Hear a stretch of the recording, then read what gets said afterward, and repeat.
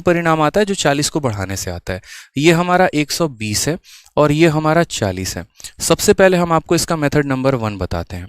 हमें इसको कम करके लेके आना है और हमें इसको बढ़ा के लेके आना है। अगर हम इसको बेसिक से जाएंगे तो हम कैसे करेंगे, तो हम बोलेंगे सर देखो 120 हमारा x का वैल्यू है और हमें इसे कम करना है, यानी हमें कितना बनाना है, तो हमें इसे 100 माइनस x बनाना है। ठीक है, और ये वही रिजल्ट देगा जो 40 को हम x% से बढ़ाएंगे, यानी 40 अगर हमारा 100 का मान है तो हमें इसे कितना बनाना है, 100 प्लस x बनाना है। यानी decreasing 120 by x% gives the same result as increasing 40 by x%। ठीक है मेरे भाई, चलिए बहुत शानदार। यहाँ पर आप आराम से इसे काटिए। 40 से जब आप इसे काटेंगे तो कितना आ जाएगा, 3 आ जाएगा। आप क्रॉस मल्टीप्लाई करिए तो बोलेंगे सर 3 इंटू 100 हमारा 300 हो जाएगा और ये हमारा कितना हो जाएगा, माइनस का 3x बराबर हो जाएगा कितने के सर, 100 प्लस मेरे भाई x के। चलिए आ जाइए, x को अगर आप इधर लेकर आएंगे तो 300 में से 100 चला जाएगा तो आपका 200 आ जाएगा। 3x आपका उधर चला गया तो 4x आ जाएगा। तो फाइनली x की वैल्यू आपकी कितनी आ जाएगी, 50%। इसे हम थोड़ा शॉर्ट में भी आपको बताएंगे, परेशान मत हो। तो x की वैल्यू हमारी कितनी आ गई है, x की वैल्यू हमारी 50% आ गई है कि इस संख्या को 50% से कम कर दो और इस संख्या को 50% से बढ़ा दो तो दोनों हमारे बराबर हो जाएंगे। ठीक है, अब उसके बाद यहाँ बात करते हैं तो क्वेश्चन में हमसे क्या कहा गया है, x% ऑफ 210। ठीक है क्या कहा गया है, x% of 210 is what percentage less than इतना परसेंट ऑफ इतना। कभी भी प्रतिशत में अगर बोले कि ये वाली संख्या इस वाली संख्या से कितना परसेंट कम है या कितना परसेंट ज़्यादा है, तो उस केस में आपको यहाँ पर क्या करना होता है, दोनों को कंपेयर करना होता है। यानी x% ऑफ 250, तो x का मतलब कितना है 50, तो 50% ऑफ किसका मेरे भाई, तो ऑफ 210। ठीक है, इसको मुझे कंपेयर करना है और किसके साथ कंपेयर करना है, तो 50 प्लस 20 यानी 70% ऑफ 210 के साथ। ठीक है, 70% ऑफ किसके साथ, 180 के साथ। अब बहुत बच्चे यहाँ पर क्या करते हैं, वैल्यू निकाल कर कंपेयर करना शुरू कर देंगे, इसको इसके साथ कंपेयर करना शुरू कर देंगे, वैल्यू निकालेंगे फिर देखेंगे। मैं हमेशा कहता हूं कि देखो अगर ए और बी को कभी भी कंपेयर करना है या अगर देखना है कि कौन किससे कितना परसेंट ज़्यादा है या कम है, तो वैसे सिचुएशन में आप कभी भी जो है उनकी एग्जैक्ट वैल्यू मत निकालो, आप यहाँ पर जो है उनका रेशियो से काम चला सकते हो। जैसे यहाँ पर देखो परसेंट और ऑफ से परसेंट और ऑफ खत्म, ये दोनों जीरो से हमारे दोनों जीरो खत्म हो जाएंगे। और अगर हम यहाँ बात करते हैं तो 7 से जैसे हमारा ये 3 बार में चला जाएगा, 3 से हमारा ये 6 बार में चला जाएगा, तो अल्टीमेट रेशियो 5 रेशियो कितना हो जाएगा, 6 हो जाएगा। यानी कहने का मतलब क्या है कि ये जो 5 है ये हमारा 6 से कितना परसेंट कम है, कितना परसेंट कम है मेरे भाई, तो 1 की कमी है। कितने के ऊपर, 6 के ऊपर, तो 1/6 इंटू 100 जो आ जाएगा वो हमारा कितना परसेंट आ जाएगा, 16 सही 2/3% आ जाएगा। यही हमारा आंसर होगा, 16 सही 2/3% आ जाएगा, यही हमारा क्या हो जाएगा, आंसर हो जाएगा। तो एक तो हमारा ये तरीका हो गया। दूसरा, अगर हम इस पर काम करें और इस स्टेप को भी रिड्यूस कर ले तो, इसको अगर हम और शॉर्ट में कर ले तो यहाँ पर, ठीक है समझ रहे हैं बात को यहाँ पर, तो यहाँ पर जो है हम इसका दूसरा मेथड भी हम आपको लेकर आते हैं और दूसरा मेथड भी हम आपको बताते हैं जो हम आपको शुरू में बता रहे थे। और वो मेथड क्या था यहाँ पर, वो भी देख लीजिए। जैसे वो मेथड यहाँ पर ये था कि अगर हम बात करते हैं, देखो मेथड नंबर 2 की हमारा, कि हमारा वैल्यू है कितना, तो हमारा वैल्यू 120 है और यहाँ पर ये वैल्यू कितना है, तो 40 है। तो मुझे क्या करना है, 120 को कम करना है और मुझे यहाँ पर क्या करना है, 40 को बढ़ाना है मेरे भाई। समझ गए मेरी बातों को यहाँ पर, ठीक है। अब यहाँ पर अगर हम बात सीखते हैं तो 120 को कम करके लेके आएंगे, 40 को हम यहाँ बढ़ा के लेके आएंगे, तो असल में यहाँ पर कितना हम बराबर करेंगे, तो जो भी वैल्यू होगा ना वो इन दोनों का एवरेज होगा। तो 12 और 4 16 यानी 160 हो जाएगा, ठीक है। या 160 नहीं, एवरेज नहीं कह सकते हम यहाँ पर। आप यहाँ पर वैल्यू सोचो कि हम इसे कितना करने वाले हैं, तो आप बोलोगे सर 60 हो जाएगा। सर आप यहाँ पर सोचो ना कि यहाँ पर जो 60 होगा वो इन दोनों के बीच का वैल्यू होगा, इन दोनों का क्या होगा, बीच का वैल्यू होगा। कि इसे हम कम करके लेके आएंगे तो ये हमारा 60 बनेगा और इसे हम ज़्यादा करके लेके आएंगे तो हमारा क्या बनेगा, 60 बनेगा। और दोनों का उस केस में जो परसेंट रहेगा वो हमारा बराबर रहेगा। दोनों का जो हमारा परसेंट रहेगा वो हमारा कितना होने वाला है, बराबर रहेगा। इस बात को समझिए यहाँ पे, ठीक है। तो ये 120 अगर हमारा 60 बन गया तो कितना परसेंट का कमी है, तो बोलोगे सर यहाँ पर 50% का कमी है। और अगर हमारा 40 60 बन गया तो हमारा कितने का कमी बढ़ाते हैं, तो 50% का है। यानी इसको 50% से कम किया तो 60 आ गया और इसको 50% से बढ़ा दिया तो हमारा क्या आ गया मेरे भाई, 60 आ गया। सीधा सीधा x का मान आपका वहीं से निकल जाएगा। सीधा सीधा x का मान आपका वहीं से निकल जाएगा। समझ गए कि इसको 50% से कम किया तो यहाँ कितना आ गया 60, और इसको 50% से बढ़ा दिया तो हमारा कितना आ गया 60। तो क्वेश्चन में हमसे यहाँ कहा गया है यहाँ पर कि 210 का x% 180 के इतने परसेंट से कितना परसेंट कम है। तो हम यहाँ बोलेंगे सर 210 का कितना, 210 का हमारा x% यानी 50%, और हमें इसको किससे कंपेयर करना है, तो हमें यहाँ पर 180 के प्रॉपर तरीके से 70% से हमें कंपेयर करना है। तो हम यहाँ कंपेयर करेंगे आराम से। यहाँ पर आप इसकी वैल्यू लीजिए, जैसे मान लीजिए परसेंटेज 0 और एक और 0, परसेंटेज 0 एक और 0 खत्म है। सेम तरीके से 7 से आप इसे काटिए 3 बार में, 3 से आपका ये कटेगा 6 बार में, कुल रेशियो हमारा 5:6 हो जाएगा। तो हम यहाँ कहेंगे कि 5 जो है वो हमारा 6 से कितना कम है, 1 की कमी है, कितने के ऊपर, 6 के ऊपर, और 1/6 हमारा कितना होता है 16 सही 2/3%। ठीक है, 16 सही 2/3% हो जाता है। आ जाइए नेक्स्ट क्वेश्चन हमारा उसी प्रकार है, कुछ एक और बढ़िया सवाल है। क्वेश्चन नंबर 2 ये हमारे पेपर में पूछा गया सवाल है। अगर हम यहाँ बात करते हैं तो बोलेंगे 250 का इतना परसेंट 220 के इतने परसेंट से 25% अधिक है, तो x + 50 का 10% x के 15% से कितना परसेंट कम होगा। ये भी क्वेश्चन आपके मेंस के लेवल का क्वेश्चन है, बढ़िया सवाल है, पेपर में पूछा जाता है। कैसे बताएंगे मेरे भाई समझिए यहाँ पे।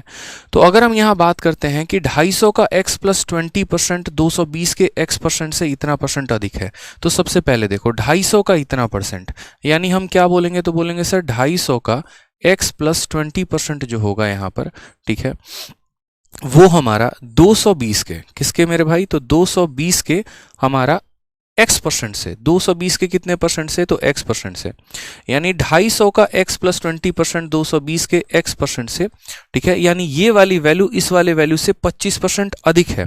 25% का फ्रैक्शन वैल्यू कितना होता है ये बताइए, तो बोलेंगे सर 1/4 होता है।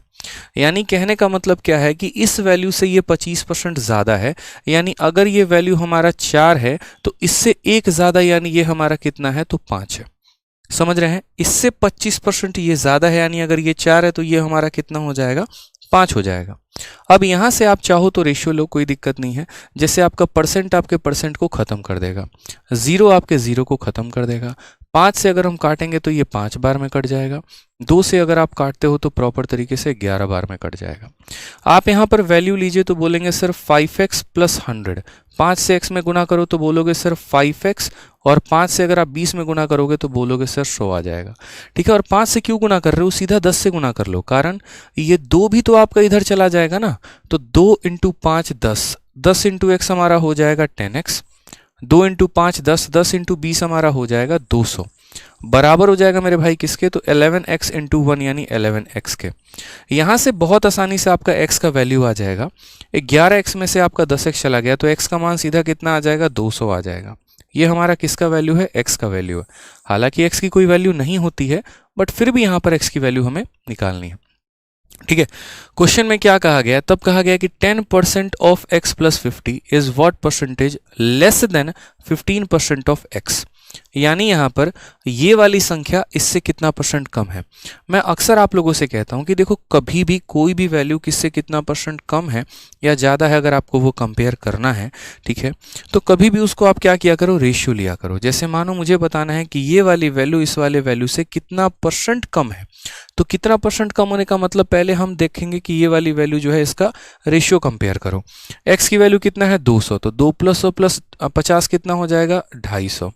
तो यहाँ हम बोलेंगे सर 250 का 10%, 250 का 10%, ठीक है यहाँ पर, और साथ में कहा गया है x का 15%, यानी x का मतलब कितना हो गया 200 का 15%।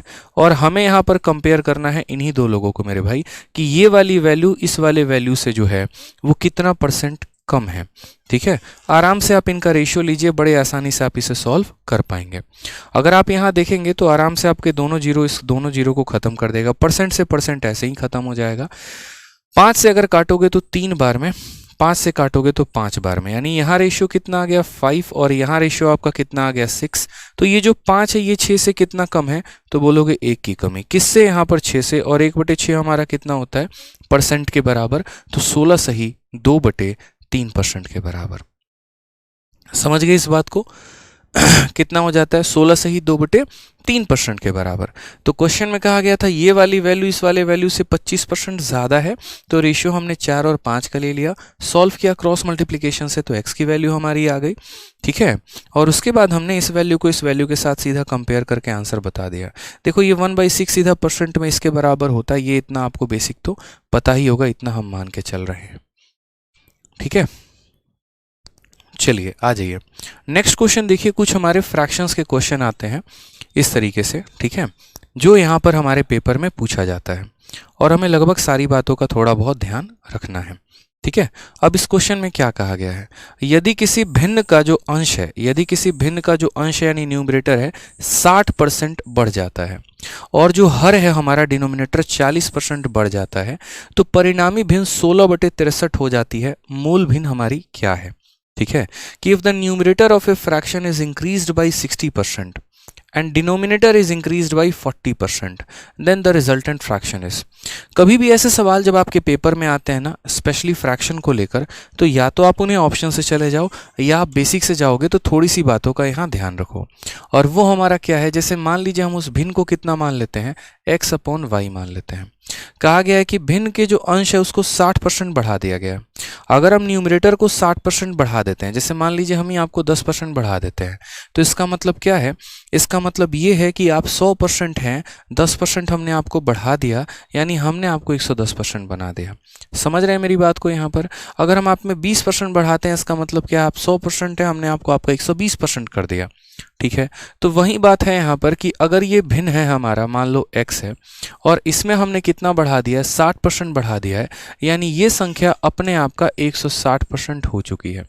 ठीक है, और अगर हम बात करते हैं y को लेकर, यहाँ पर y को 40% बढ़ा दिया जाता है, यानी ये संख्या अपने आप का कितना हो चुके हैं, 140% हो चुकी है। ठीक है, तो इस संख्या का 160% और इस संख्या का 140% जो होगा वो हमारा किसके बराबर होगा, तो वो हमारा बराबर होगा 16/63 के। ये सवाल में कहा गया है कि न्यूमरेटर को इतना बढ़ाने पे, डिनोमिनेटर को इतना बढ़ाने पे परिणामी भिन्न इतना हो जाती है, मूल संख्या हमारा क्या होगा। हमने यहाँ पर कहा सर देखो 0% से हमारा 0% खत्म, 16 से हमारा 16 खत्म, 7 से हमारा 2 बार में, 7 से हमारा 9 बार में, एक लाइन में आंसर आ जाएगा और वो क्या हो जाएगा, x/y बराबर 2 ऊपर चला जाएगा 2/9। तो बहुत टफ क्वेश्चन ये नहीं था, आसान क्वेश्चन था, बहुत आसानी से आप इसका आंसर दे सकते थे और इसका आंसर क्या आ जाता है मेरे भाई, डी।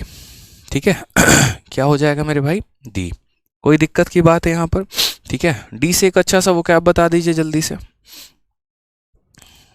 चलिए डी से कमेंट बॉक्स में एक अच्छा सा वोकैब बता दीजिए।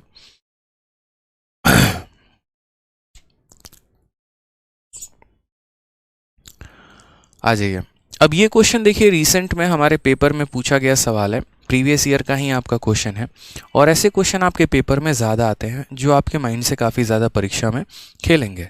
ठीक है, आपको थोड़ा सा ध्यान रखना अपने जज्बातों पे। क्वेश्चन कोई भी कैलकुलेटिव नहीं होता है। ठीक है, क्वेश्चन को कैलकुलेटिव हम लोग खुद बनाते हैं।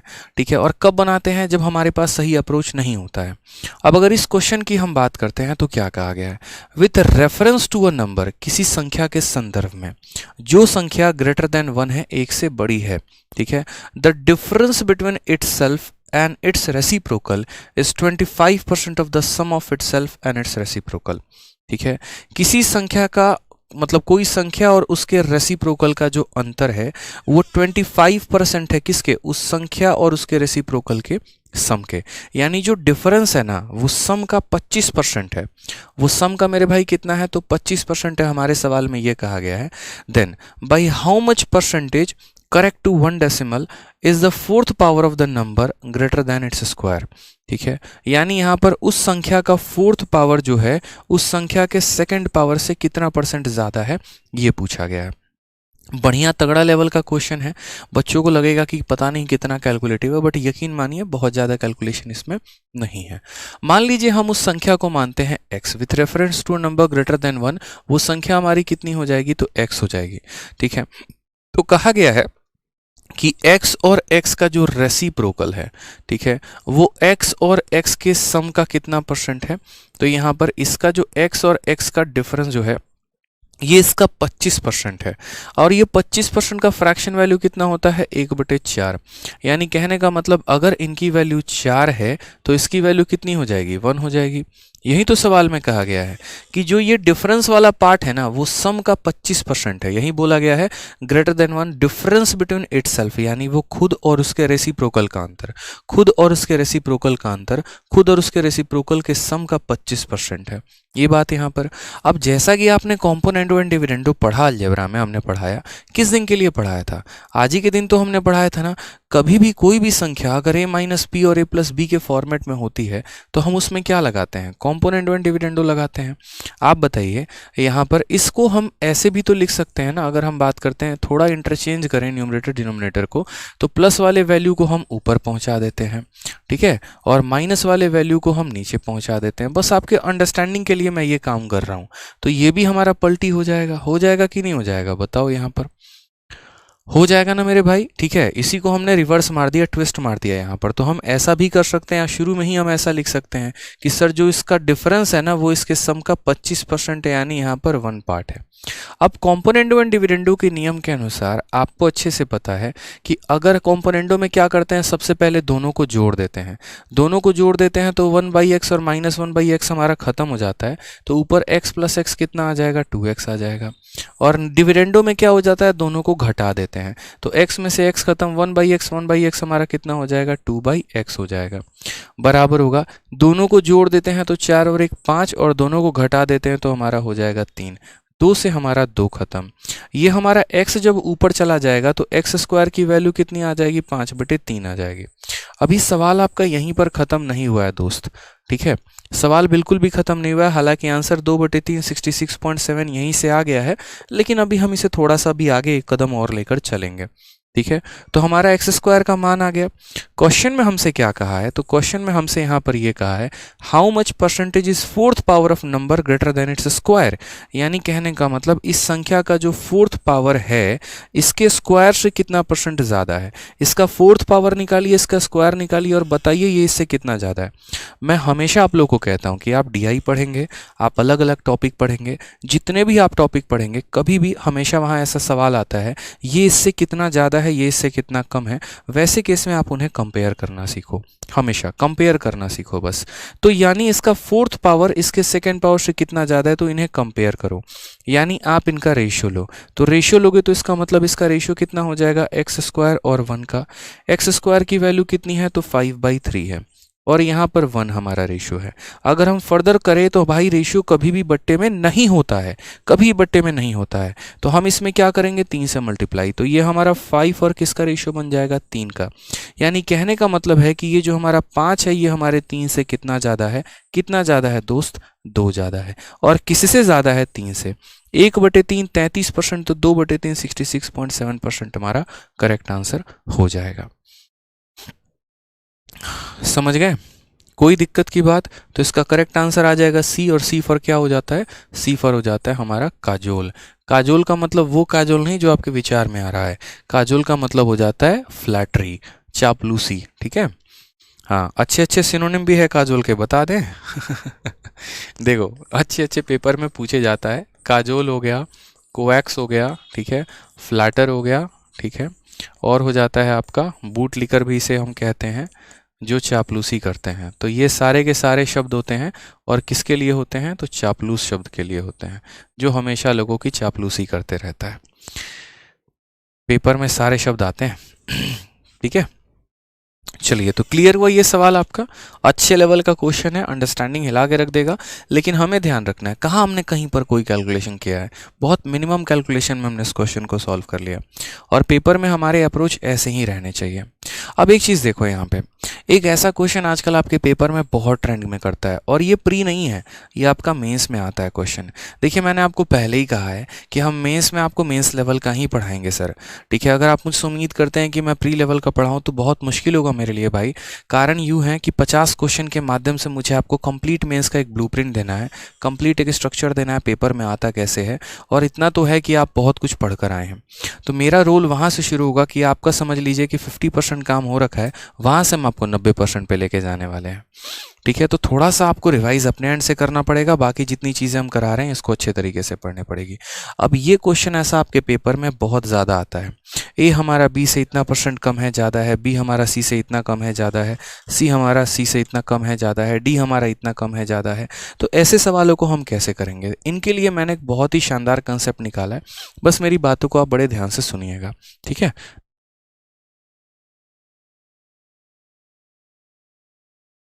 तो यहाँ पर हमने यहाँ पर कहा कुल मिलाकर कितने लोग हैं, तो 4 लोग हैं, यानी हमारा ए हो गया, बी हो गया, सी हो गया, डी हो गया। सवाल में कहा गया है जो ए की हमारी आय है बी के आय से 45% अधिक है। इंग्लिश में the income of A is 45% more than the income of B, यानी ए जो है ना वो 45% ज़्यादा है बी से। तो इसमें हम लगाएंगे एरो कंसेप्ट। ठीक है, एरो कंसेप्ट हम कैसे लगाने वाले हैं वो देखो। ठीक है, अगर हम बात करते हैं तो ये हमारा ए है और ए हमारा जो है वो बी के आय से 45% अधिक है, यानी ऐसे एरो लगाना। ए के बारे में चर्चा है तो ये एरो का मुंह जो है, एरो का जो मुख है वो ए के पास रखना। और ये हमारा कितना ज़्यादा है बताओ, तो सवाल के अनुसार साफ तौर पर कहा गया है ए हमारा बी से 45% अधिक है। समझ में आ गया मेरे भाई बात यहाँ पर। Income of A is 45% more than income of B. ठीक, उसके बाद यहाँ पर आगे की तरफ हम बात करते हैं, आगे की हम बातें समझते हैं।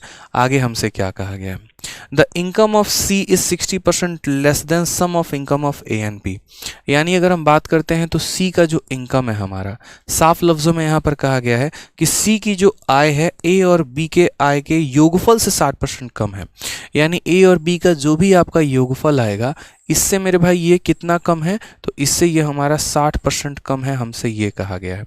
उसके बाद अगर हम बात करते हैं तो डी जो है, ठीक है, डी की आय सी की आय से 20% अधिक है।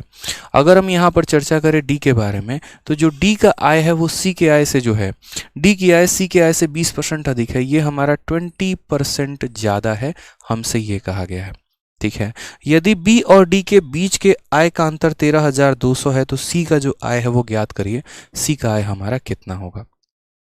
ठीक, मैं हमेशा कहता हूं ऐसे सवालों में कि आप ऐसे समझो एक तरीके से कि इसमें झगड़े का कारण कौन है। ये हमने तीर क्यों बनाया, हमने यहाँ पर एरो इसीलिए बनाया ताकि हम बाद में ये पता कर सके कि हमें 100 किसको मानना है।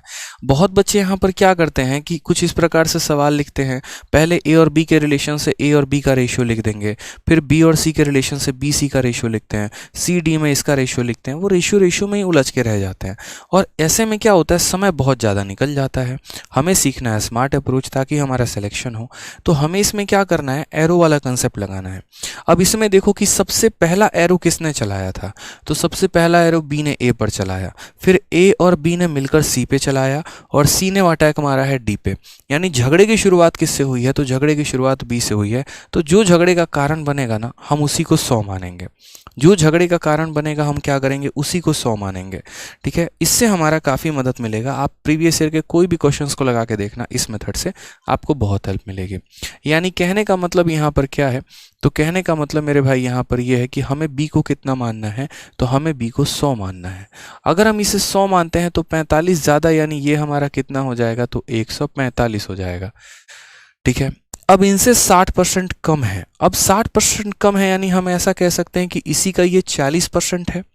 सी जो है इन दोनों के सम का 40% है, हम सीधा सीधा बोल सकते हैं। हम आपसे 10% कम है, इसका मतलब हम आपका 90% है। हम आपसे 20% कम है, इसका मतलब आपका 80% है। तो वही बात है कि इससे ये 60% कम है, यानी इसका 40% है। 145 और 100 यानी 245, और 245 का जो है सी 40% है, यानी इंटू बात करेंगे तो 4/10। ठीक है, काट लो आराम से, 2 से 2 बार में, 5 बार में आप गए, 5 से आपका 4 और 5 9 45, 49 का दोगुना, यानी सी की वैल्यू कितनी है दोस्त, तो सी की वैल्यू की अगर हम बात करते हैं, सी हमारा 98 है।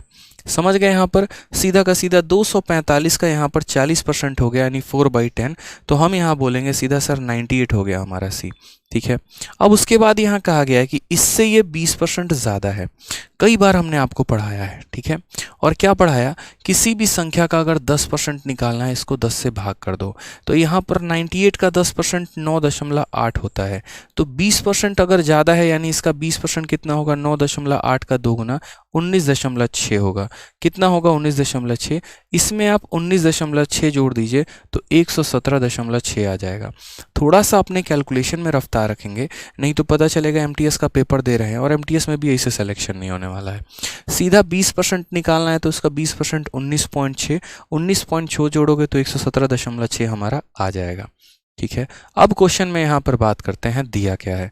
तो क्वेश्चन में हमसे यहाँ पर कहा है if the difference between income of B and D is इतना, यानी बी और डी के इनकम का डिफरेंस दिया गया है। तो ये जो 13,200 है, ये हमारा मेरे भाई क्या है, तो ये हमारा बी का और डी का अंतर है। ठीक है। बी की वैल्यू हमारी कितनी है, तो 100 है, और डी का मान हमारा कितना है, 117.6 है। इन दोनों का अंतर हमारा कितना हो जाएगा, यानी 17.6 हो जाएगा। और हमसे यहाँ कहा गया है इनकम ऑफ सी, सी का मान हमारा कितना है। आप खुद ही बताइए, सी की वैल्यू आपको कितनी दिख रही है, 98 दिख रही है, 98 बताएंगे। सवाल में कहीं पर भी अप्रॉक्सीमेट जैसे शब्दों का इस्तेमाल नहीं है, तो आराम से हम डिजिटल सम लगा सकते हैं, आराम से डिजिटल सम लगा सकते हैं, कोई दिक्कत की बात नहीं है। एक बार हम सारे ऑप्शंस में डिजिटल सम देखते हैं। हमारे ऑप्शंस के डिजिट सम क्या है, 7 और 5 12, 12 को आपस में जोड़ोगे तो 3 आएगा। डिजिटल सम का मतलब होता है बस संख्याओं को आपस में जोड़ दीजिए। ठीक है। यहाँ अगर आप देखेंगे तो 7 2 9 खत्म, यानी 5 हो जाएगा। यहाँ अगर आप देखेंगे 7 3 10 5 15, और 15 को आपस में जोड़ोगे तो 6 हो जाएगा। यहाँ जोड़ोगे तो कितना हो जाएगा, 9। यानी हमारे जितने भी ऑप्शंस हैं उन सारे ऑप्शंस के डिजिट के सम अलग आ रहे हैं। 3 है, 5 है, 6 है, 9 है, तो बहुत अच्छी बात है हमारे लिए। इसमें डिजिटल सम लगा दो आप। ठीक है। 3 2 5 और एक हमारा कितना हो जाएगा, 6। 7 6 13 और एक 14, और 14 को आपस में जोड़ोगे तो कितना हो जाएगा, 5 हो जाएगा। 9 हम ऐसे भी काउंट नहीं करते हैं, सिर्फ 8 को देखते हैं तो 8 काउंट करते हैं।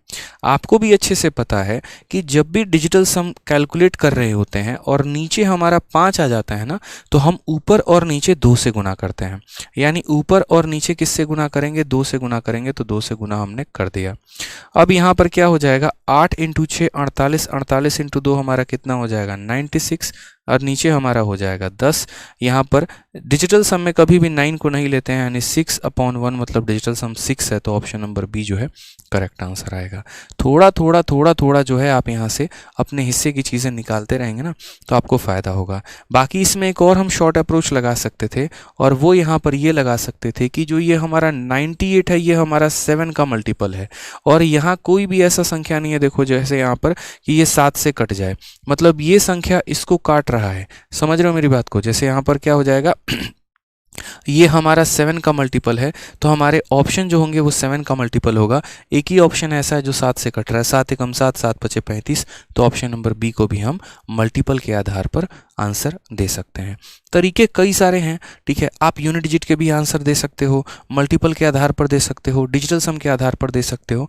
वो आपको अपने कंसेप्ट डेवलप करने पड़ेंगे। तो पेपर में जब भी ऐसा क्वेश्चन आए तो ध्यान रखना है कि शुरू कैसे करना है और एंड कैसे करना है। ठीक है। तो इसका सीधा सीधा आंसर हमारा कितना हो जाएगा, 7 3 5 और 00।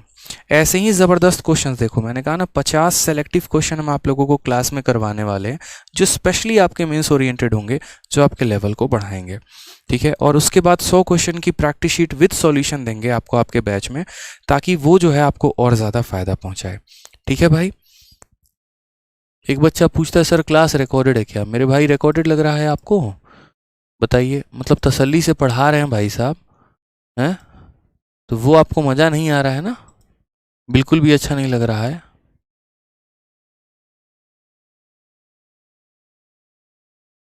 ठीक है। एक सेकंड एक सेकंड एक सेकंड एक सेकंड, ये कुछ, चलिए छोड़िए जो भी है जहाँ भी है। आ जाइए नेक्स्ट क्वेश्चन देखिए, उसी प्रकार का एक और क्वेश्चन है आपके सामने, और वो क्या है कि in an examination B obtain 20% more marks than those obtained by A obtain 10% less marks than those obtained by C, D obtain 20% more marks than those obtained by C, by what percentage are the marks obtained by D more than those obtained by A. यानी एक परीक्षा में B ने ए के प्राप्तांकों से 20% अधिक अंक प्राप्त किए हैं, ए ने सी के प्राप्तांकों से 10% कम अंक प्राप्त किए हैं, डी ने सी के प्राप्तांकों से 20% अधिक अंक प्राप्त किए हैं, तो डी के प्राप्तांक ए के प्राप्तांकों से कितना अधिक है। ऐसे सवाल हमारे पेपर में अधिकतर आते हैं जहां पर हमें अलग अलग लोगों की तुलना करवाई गई होती है। हमने यहाँ पर आपसे क्या कहा, कितने लोगों का डिस्कशन हुआ है, 4 लोगों का, चारों को आप यहाँ पर लिख दो। जैसे हमारा ए भी है, बी भी है, ठीक है, कुल मिलाकर 4 है ना, तो हम यहाँ चारों को लिखेंगे, ए हो गया, बी हो गया, सी हो गया, डी हो गया। क्वेश्चन में अगर हम बात करते हैं यहाँ पर, तो हमने क्या कहा, परीक्षा में बी ने ए से प्राप्तांकों से 20% अधिक प्राप्त किया। मैं हमेशा कहता हूँ देखो, एरो का जो मुख है वो किसके पास रहेगा, बी के पास, कि बी जो है obtain 20% more marks than those obtained by A, यानी यहाँ पर बी को 20% ज़्यादा मिला है। किससे ज़्यादा मिला है, तो ए से ज़्यादा मिला है। देखते चलो, यहाँ पर बहुत कम कैलकुलेशन में सवाल बनेगा। फिर कहा गया A obtain 10% less than those obtained by C, यानी अगर बात करते हैं तो ए को 10% कम, यानी ए को सी से 10% कम मिला है, ठीक है, ए को सी से 10% कम मिला है। उसके बाद D obtained 20% more marks than those obtained by C, यानी कहने का मतलब डी को जो है 20% ज़्यादा मिला है, किससे, सी से। हिंदी में भी आप पढ़ सकते हैं यहाँ पर, ठीक है, डी ने सी के प्राप्तांकों से 20% अधिक अंक प्राप्त किए हैं। अब आगे की सवाल या जो भी है डिस्कशन है पूछा जाएगा, बताएंगे। आप मुझे एक बात बताओ, मैंने आपको एरो कंसेप्ट सिखाया, उसमें मैंने आपसे क्या कहा, मैंने आपसे ये कहा कि देखो झगड़े का कारण कौन है, किसने सबसे पहले अटैक किया है, तो यहाँ देखो सी ने अटैक किया है। सी ने ए के ऊपर अटैक किया और फिर ए ने बी के ऊपर, या फिर सी ने डी के ऊपर, मतलब झगड़े का असली जड़ जो है वो हमारा सी है। जो व्यक्ति भी झगड़े का जड़ होता है ना, उसे हम 100 मान लेते हैं, ताकि उसके तुलना में हम बाकी चीज़ों को बड़े प्यार से, बड़े आसानी से कैलकुलेट कर पाएँ। तो अगर हम यहाँ सी को 100 मानेंगे तो इससे 10% कम ए है, यानी 100 में 10 की कमी, हमारा ए हो गया कितना, 90, ठीक है, और इससे 20% ज़्यादा हमारा कौन है, तो बी है। अब 90 का 20% कितना होता है, 18। आप कैलकुलेट करके देखो, 90 का 10% 9 है, किसी भी संख्या का 10% निकालना है, 10 से भाग कर दो। इसका 10% 9 है, तो 20% 18, इसमें 18 जोड़ देंगे तो बी का मान हमारा कितना निकल के आ जाएगा, 108। साथ में हमारा इससे 20% ज़्यादा कौन है, डी है, तो 100 में 20 ज़्यादा हमारा कितना हो जाएगा, 120 हो जाएगा, ठीक है। अब हमारे प्रश्न में हमसे क्या पूछा गया है, तो अब हमारे सवाल में ये पूछा गया, बड़े ध्यान से देखिएगा, डी के जो प्राप्तांक है वो ए के प्राप्तांकों से कितने प्रतिशत अधिक है, यानी जो डी को मिला है ना वो हमारा ए से कितना अधिक है, आपसे ये पूछा गया है। आप खुद ही देखिए यहाँ पर कितना अधिक है, तो बोलोगे सर 30 अधिक है। 90 से ये कितना ज़्यादा है, 30 ज़्यादा है, और कितने पे सर, 90 पे, तो 30/90 इंटू कितना हो जाएगा, 100% हो जाएगा। ये हमारा सही उत्तर है। आंसर की बात करेंगे तो 1/3, और 1/3 कितना होगा, 33 सही, 1/3%। मज़ा आ रहा है, मज़ा आ रहा है तो वीडियो को लाइक करके बताओ, क्योंकि देखो यार इस बार जो है ना, मतलब बहुत ज़्यादा कंटेंट पर आप लोगों के लिए मैं मेहनत कर रहा हूँ, दिल से मैं बताऊँ तो बहुत ज़्यादा मेहनत कर रहा हूँ, ठीक है।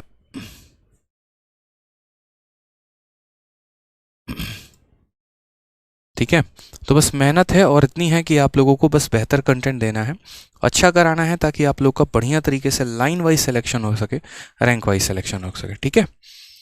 चलिए आ जाइए, नेक्स्ट क्वेश्चन की बात करते हैं। क्वेश्चन नंबर 7 हम देखते हैं।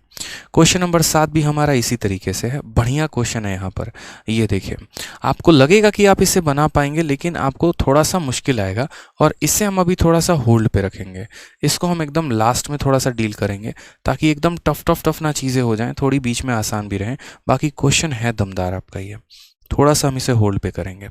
आ जाइए, नेक्स्ट क्वेश्चन बात करते हैं। क्वेश्चन नंबर 8 को लेकर क्या कहा गया है, सुधा ने अपने मासिक आय का 12% एक अनाथालय में दान देने का निर्णय लिया।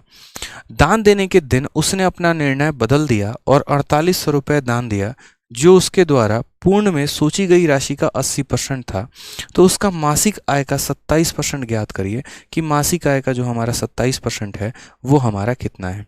अगर देखते हैं 27% यानी 9 का डिविजिबिलिटी, और 9 की डिविजिबिलिटी मतलब सारे ऑप्शन जो हैं वो हमारे 9 से डिविजिबल हैं। तो एग्जामिनर ने हमसे सोच समझ के जो है यहाँ पर डेटा एक तरीके से दिया है कि ताकि हम फंसे ही फंसे यहाँ पर, बट कोई बात नहीं, फिर भी बहुत आसानी से हम इसका आंसर दे सकते हैं, कोई दिक्कत नहीं है। ठीक है। अमन सिंह कहते हैं रिकॉर्डेड क्लास है। प्रभु रिकॉर्डेड क्लास नहीं है मालिक, लाइव पढ़ा रहे हैं। ठीक है, मतलब क्या लग रहा है आपको, मेंस की पहली क्लास है वो भी यूट्यूब पर है और हम रिकॉर्डेड क्लास दे देंगे? खतरनाक आदमी है। हाँ, ये हम पंचायत नहीं करते हैं, फालतू की बातें नहीं करते हैं, जब पढ़ाते हैं तो दिल से पढ़ाते हैं, इसीलिए आपको लग रहा होगा रिकॉर्डेड क्लास है। पढ़िए सर पढ़िए, मेंस है, प्री नहीं है, खेल सारा निकल जाएगा नहीं पढ़ोगे तो यहाँ पे। ठीक है, प्री में तो खेल लिए, खेलना था जितना, मेंस में पढ़ लो अच्छे से। तो सुधा ने क्या डिसाइड किया कि 12% अपने मंथली इनकम का वो अनाथालय में डोनेट कर देगी। मान लीजिए कि हम ही सुधा हैं, सपोज करिए, लेट मी बी सुधा। हालांकि हम सुधा नहीं है, चलो ठीक है, हमने माना भैया हम 12% डोनेट कर देंगे। और डोनेशन वाले दिन मैंने अपना मूड बदल दिया। ठीक है, on the day of donation she changed her decision and donated a sum of इतना which was equal to 80% of what she decided earlier। मैंने जितना सोचा था ना कि मैं इतना अमाउंट डोनेट करूंगा, मैं भाई उसका 80% डोनेट करके चला है। तो पहली बात, मान लीजिए ये सुधा की इनकम है जो कि x है, वो अपने इनकम का 12% डोनेट कर दी है, यानी इंटू 12/100, ये उसका डोनेशन था। सुधा अपने इनकम का 12% डोनेट करती है। डोनेशन के दिन उसकी मति फिर गई और वो यहाँ पर 80% ही डोनेट किया, जिसने मतलब जितना उसने सोचा था इतना डोनेट करेंगे, लेकिन इस संख्या का वो 80% ही डोनेट करके आ पाई, यानी इंटू 80/100। और ये हमारा किसके बराबर हो गया, तो ये हमारा 4800 के बराबर हो गया। साफ लफ्ज़ों में हिंदी इंग्लिश में कहा गया है यहाँ पर कि सुधा ने अपने मासिक आय का 12% एक अनाथालय में जो है वो दान देने का निर्णय लिया। दान देने वाले दिन उसने अपना निर्णय बदल दिया और इतना दान किया जो कि उसके द्वारा सोची गई राशि का 80% था। सोची गई राशि का 80% 4800 हमारा था। ठीक है, अब हम यहाँ से सवाल बनाना शुरू करेंगे। देखो, कोई दिक्कत नहीं है, आराम से आप इसे सॉल्व करिए। ठीक है, 0 से ख़त्म हो गया। 8 से अगर आप काटेंगे तो 8 का यहाँ पर 600 बार में जाएगा भाई, और अगर 12 से काटोगे तो कितनी बार में जाएगा, 50 बार में। तो फाइनली x की जो वैल्यू आ जाएगी वो कितनी आ जाएगी, 50, और ये आपका हो जाएगा 30 दहेज में चला आएगा, यानी उसका इनकम जो है वो कितना है, 50,000 है। उसका जो इनकम है वो कितना है, 50,000 है। तो कहा गया what is the 27% of our monthly income, उसके आय का 27% हमसे पूछा गया है, यानी इस संख्या का 27% बताना है। तो बता दो यार, बताओ। ये भी हो गया आंसर, ये लो, इंटू 27/100। ठीक है, दोनों जीरो से दोनों जीरो आपके खत्म हो गए, आंसर आपका आ गया 27 का 5 गुना कितना हो जाता है, तो बोलोगे सर 135,000, यानी 13,500। कौन सा ऑप्शन है, ऑप्शन नंबर डी जो होगा वो हमारा करेक्ट आंसर होगा। हर्षिता दुबे, सुदीपा दास, काजल, सत्यम, बहुत शानदार। नीतीश, बहुत अच्छे बच्चे, आप लोग बहुत सही जा रहे हैं, बहुत सही उत्तर दे रहे हैं, बहुत शानदार। ठीक है, वीडियो को लाइक करते रहेंगे दोस्त, 5000 लाइक तक पहुंचाना है सेशन को, मिलकर पहुंचाएंगे। ठीक है, हमें पढ़ाने दीजिए और आप पीछे से लाइक का कारवा संभाल लीजिए खुद ही आप लोग, लाइक और शेयर का। ठीक है, आ जाइए, चलिए अगले सवाल की तरफ हम बढ़ते हैं। क्या कहा गया, ऐसे सवाल आपके पेपर में कई सारे आते हैं। अब ऐसे सवालों के लिए हम आपको एक छोटा सा कंसेप्ट आपको बताएंगे जो आपके लिए बहुत ज़्यादा फायदेमंद होगा।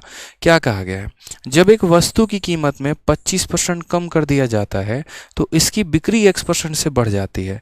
यदि आय प्राप्ति 20% की वृद्धि हुई है तो x का मान क्या होगा।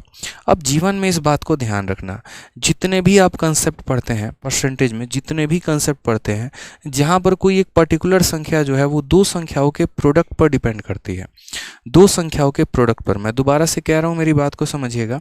जितने भी आप कंसेप्ट पढ़ते हैं, जैसे मान लीजिए आपने ये कंसेप्ट पढ़ा होगा एक तरीके से, ठीक है, कि प्राइस को हम यहाँ पर जो है वो कंजप्शन के साथ गुना करते हैं तो हमारा क्या मिलता है, प्राइस को कंजप्शन के साथ गुना करने पे एक्सपेंडिचर मिलता है। यानी यहाँ पर कीमत को खपत के साथ गुना करने पे हमारा क्या मिलेगा, तो व्यय मिलेगा। ये पढ़ा आपने यहाँ पे, हिंदी में भी हम आपको बता रहे हैं। उदाहरण के तौर पे आप ऐसे समझ लीजिए, जैसे चीनी का रेट 10 रुपये है, 3 किलो खरीद के लेके आए तो खर्चा मेरा कितना हो गया, 30 रुपया हो गया। ठीक है, एक तो हमारा ये हो गया। दूसरा हम यहाँ पर ये भी वाला कंसेप्ट पढ़ते हैं, एरिया वाले क्वेश्चन होते हैं कि किसी आयत की लंबाई को इतना बढ़ा दिया जाए, चौड़ाई को इतना कम कर दिया जाए तो क्षेत्रफल हमारा इतना हो जाता है या बढ़ जाता है। यानी वहाँ पर भी आप क्या पढ़ते हैं कि लेंथ को हम जो है यहाँ पर ब्रेथ के साथ गुना करते हैं, ठीक है। तो हमें यहाँ पर क्या मिलता है, ठीक है, तो हमें यहाँ पर जो है, ठीक है, तो हमें यहाँ पर क्या मिलता है, हमें यहाँ एरिया मिलता है। तो इन सभी क्वेश्चंस के लिए जो है हमने आपके लिए एक मेथड चूज़ किया है। हालांकि हमने इसको भी कोई नाम नहीं दिया है, ऑफलाइन में बच्चे इसे 100 वाला मेथड कहते हैं। तो ऐसे सवालों में हम क्या करते हैं, यहाँ पर 100 मानते हैं, ठीक है। और यहाँ पर वो दो संख्याओं का परसेंटेज चेंज लिखते हैं, यानी ए और बी लिखते हैं, और यहाँ पर उनका प्रोडक्ट लिखते हैं। और ये वाला 100 वाला मेथड हम वहीं लगाते हैं ना जहाँ पर मेरे दोस्त इन दो में से किसी एक का परसेंटेज दिया हो कि हमारा ए इतना से बढ़ जाए या बी इतना से बढ़ जाए, और उनका प्रोडक्ट दिया हो। फिर उस केस में हम बहुत आसानी से वैल्यू को कैलकुलेट कर पाते हैं। अगर हमें दोनों का वैल्यू दिया होगा तो या तो हम सक्सेसिव का इस्तेमाल करेंगे या हम रेशियो का इस्तेमाल करेंगे, लेकिन इसको इस्तेमाल नहीं करेंगे। अब पिछले 3 सालों में एसएससी ने अपने लेवल को बढ़ा दिया। पहले वो आसान परसेंटेज पूछते थे, जैसे 10 हो गया, 20 हो गया, 24 हो गया, लेकिन अब वो थोड़ा ढंग का मेथड पूछते हैं, 19%, 17%, 20%। अब ऐसे केस में एक बच्चे के लिए बड़ा मुश्किल सा हो जाता है यार आंसर देना, ठीक है। तो यहाँ पर ऐसे सवालों को हम कैसे बनाएंगे, जैसे इसी क्वेश्चन में देखोगे तो वस्तु की कीमत 25% कम कर दी गई तो बिक्री हमारा इतना बढ़ गया। यदि आय प्राप्ति में 20% की वृद्धि है तो एक्स का मान, यानी आपको भी पता है कि सर प्राइस हो जाएगा हमारा, कंजप्शन हो जाएगा और एक्सपेंडिचर हमारा नीचे हो जाएगा। और यहाँ हम कितना लिखेंगे, 100। इन दोनों में से अगर कोई एक वैल्यू दी गई होगी तो उसे ऊपर और एक्सपेंडिचर दिया गया होगा तो नीचे। सवाल में अगर आप देखोगे तो प्राइस को आपने 25 से कम कर दिया है, प्राइस को आपने 25 से कम कर दिया है, तो 100 में 25 की कमी की है तो कितना हो जाएगा दोस्त, 75 हो जाएगा, ठीक है। उसके बाद यहाँ कहा गया है कि increase in 20% in receipt of revenue, कमाई 20% से बढ़ गई। अब बोलोगे सर यहाँ तो आपने एक्सपेंडिचर लिखा है तो कमाई कहाँ से आ गया। आपको ऐसे एग्जांपल समझाते हैं।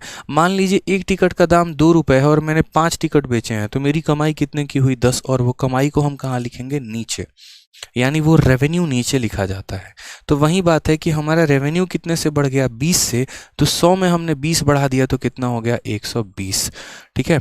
अगर हम इन दोनों का रेशियो देखते हैं तो 15 से हमारा ये 5 बार में और 15 से हमारा ये 8 बार में। सवाल में हमसे यहाँ पर कहा गया है कि x की वैल्यू क्या है। x का वैल्यू का मतलब ये 5 जो है वो 8 बन गया तो कितना परसेंट ज़्यादा है, तो 5 हमारा 8 बन गया यानी 3 ज़्यादा है। और किससे ज़्यादा है, तो 5 से, तो 3/5 इंटू सीधा का सीधा 100% मारेंगे, हमारा आंसर आ जाएगा, ठीक है। और यहाँ पर आंसर हमारा कितना हो जाएगा दोस्तों, आंसर हमारा 60%, option number B is the correct answer. Method कई सारे हैं, सक्सेसिव भी एक मेथड है, रेशियो भी एक मेथड है, बट मैं हमेशा बोलता हूँ इस वाले मेथड को ऑप्ट करो, क्योंकि रेशियो लगाओगे तो उस केस में परेशान हो जाओगे जब यहाँ 25 के जगह तुम्हारा 13% दे देगा और यहाँ 20 के जगह 19% दे देगा, हालत ख़राब हो जाएगी रेशियो लगाने में, ठीक है। सक्सेसिव में भी आपकी हालत ख़राब हो जाएगी, लेकिन ये हमेशा फ्रूटफुल होता है, हमेशा फ़ायदेमंद होता है। जितना बढ़ जाए घटा देना, जितना बढ़ जाए जड़ जाए जोड़ देना, और हमेशा इस 5 से कंपेयर किया जाता है कि इससे ये कितना ज़्यादा है या कम है। एक और क्वेश्चन पर आपकी प्रैक्टिस करवाते हैं, तब आपको समझ में और अच्छे से इस कंसेप्ट को आ जाएगा। जैसे मैंने कहा ना कि एसएससी पिछले कई सालों से डेटा बदल के पूछ रही है, और ऐसा डेटा जहाँ रेशियो लगाना मुश्किल सा है। जैसे इस क्वेश्चन को देखिए, पेट्रोल की कीमत हमारा 19% बढ़ गया है और सुनीता जो है वो पेट्रोल पर केवल 12% ही अतिरिक्त खर्च करना चाहती है, तो पेट्रोल की खरीदी गई मात्रा में कितने परसेंट की कमी करनी पड़ेगी। यानी एक तरीके से अगर आप देखिए तो ये आपका क्या दिया है, तो प्राइस दिया है, और इतना परसेंट ही अतिरिक्त खर्च कर सकती है यानी एक्सपेंडिचर दिया है। और आपसे यहाँ पूछा क्या है, मात्रा यानी कंजप्शन पूछा है, ठीक है। हमने यहाँ पर क्या कहा, हमने यहाँ पर कहा इसे 100 मान लो, ठीक है। प्राइस तुम्हारा कितना बढ़ गया, तो यहाँ 19 बढ़ गया, तो 100 में 19 का बढ़ा, क्योंकि देखो प्राइस या कंजप्शन जो भी होता है ऊपर रहता है और एक्सपेंडिचर नीचे रहता है। प्राइस हमारा 19 बढ़ गया तो 100 में 19 बढ़ गया तो कितना हो गया, 119 हो गया। यहीं कहा गया कीमत हमारा 19 से बढ़ गया और पेट्रोल पर केवल 12% ही खर्च करना चाहती है। यानी अगर मान लेते हैं खर्चा हमारा 12 से बढ़ गया तो कितना हो गया, 112, यानी 119 की वैल्यू 112 हो गई है।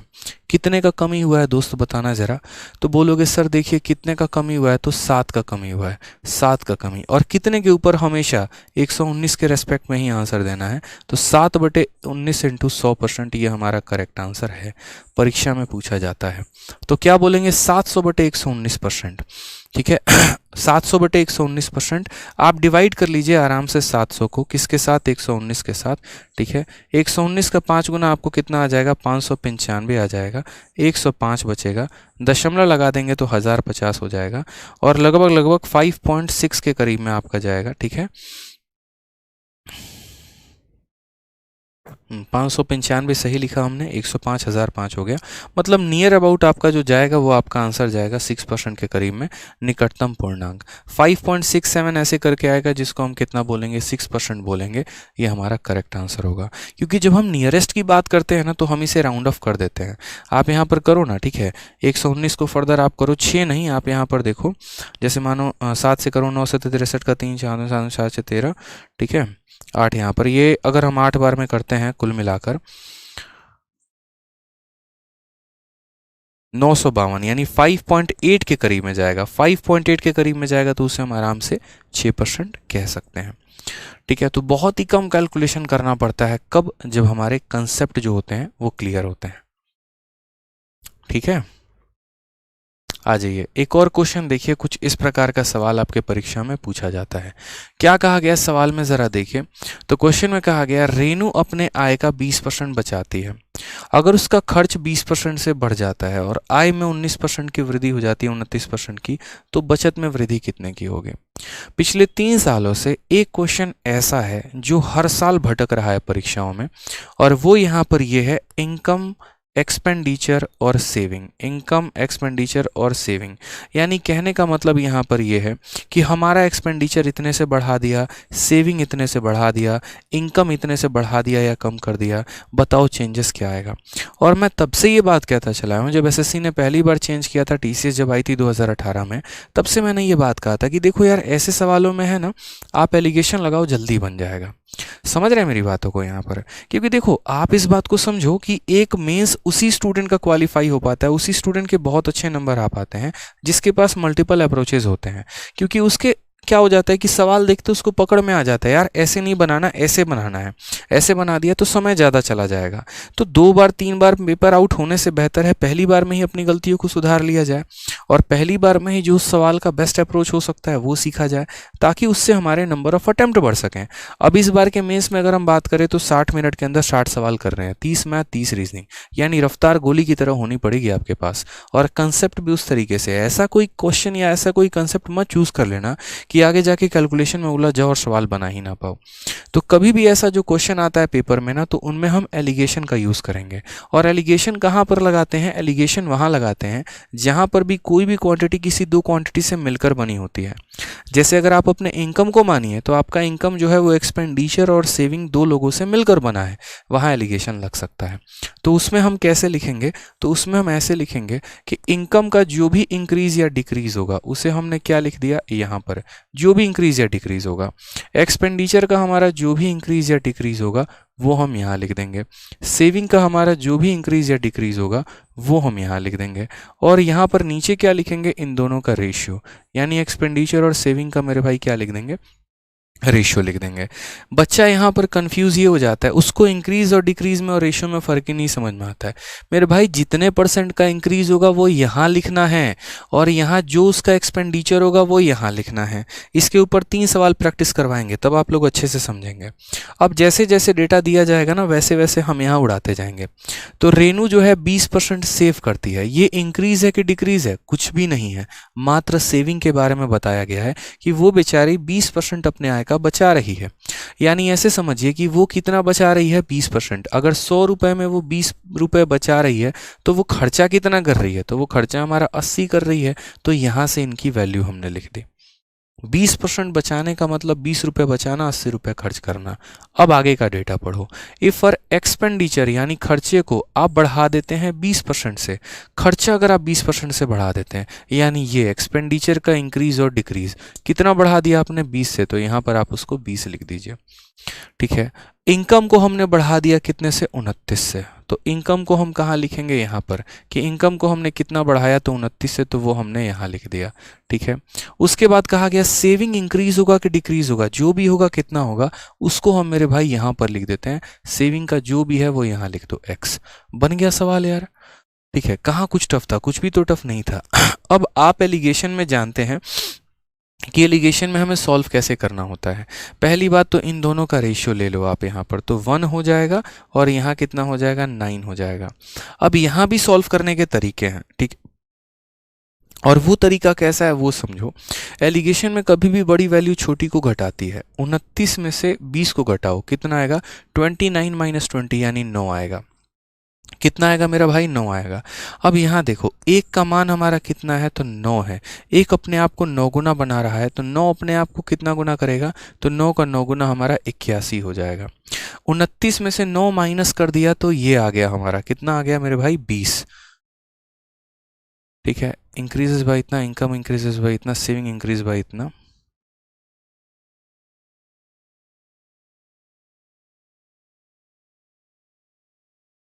यहाँ पर हमने सही लिखा है ना।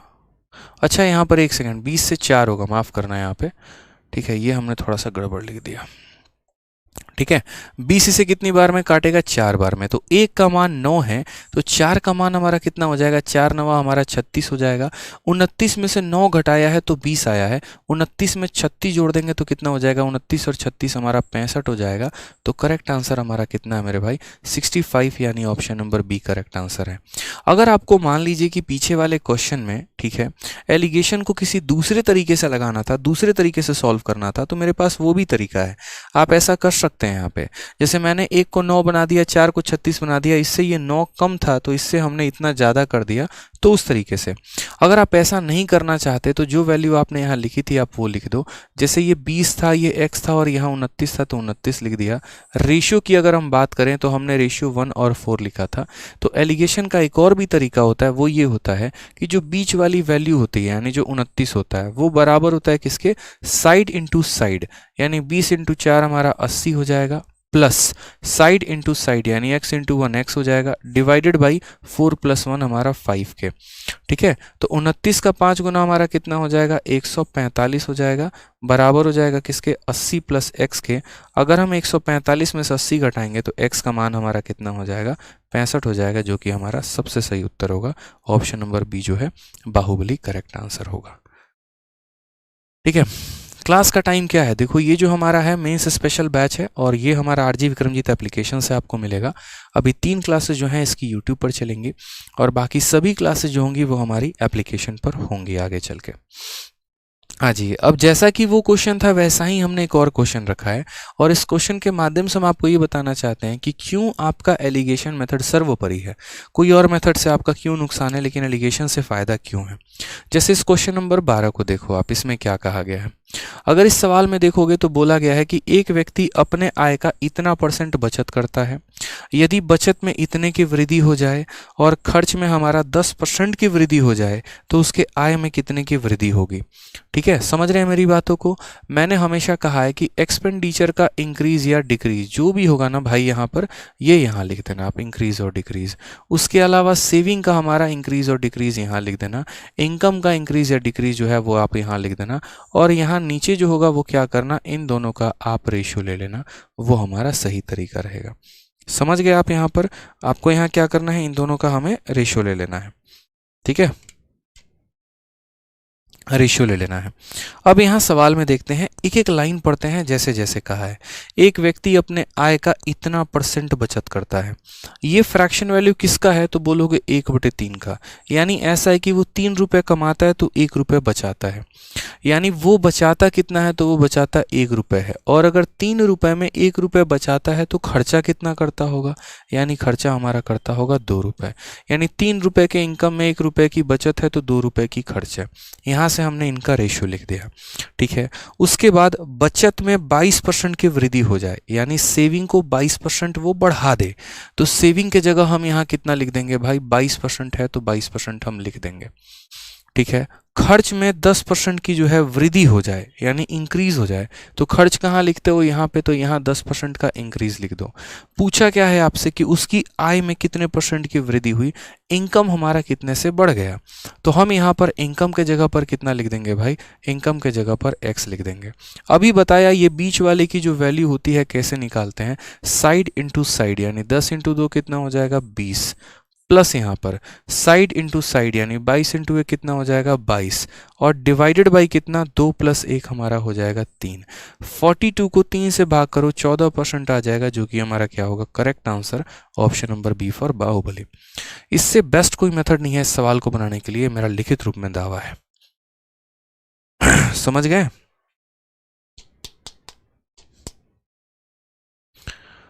बताइए, तो वीडियो को लाइक करते रहिए जनाब। ठीक है, चलिए, अब जैसा वो दो क्वेश्चन आपने बना लिया, लेकिन फिर भी मेरे को लगता है ये क्वेश्चन आपका आया है सीजीएल मेंस। देखो यहाँ पर मैं बता रहा हूँ, सीजीएल 2022 में आया हुआ सवाल है ये, और ये जनवरी शायद 3 फरवरी को पूछा गया सवाल था ये।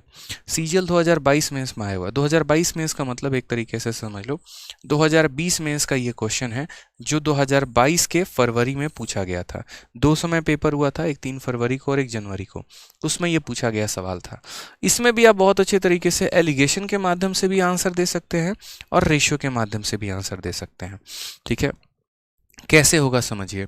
रमेश जो है वो सेव करता है इतना परसेंट, किसका, अपने मंथली सैलरी का, यानी सेविंग बेचारे की इतनी है।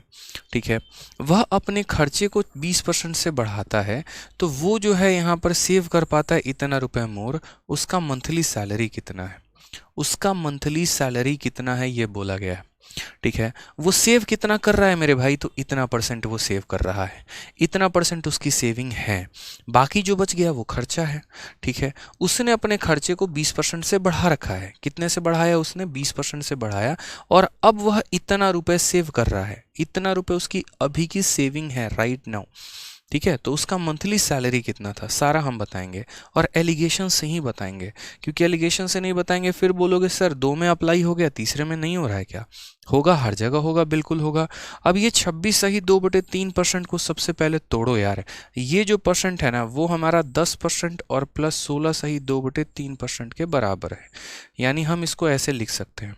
ठीक है, अब अगर हम बात करते हैं 10% को लेकर, तो जो 10% है उसका फ्रैक्शन वैल्यू कितना है, तो 1/10, और इसका फ्रैक्शन वैल्यू कितना है 1/6।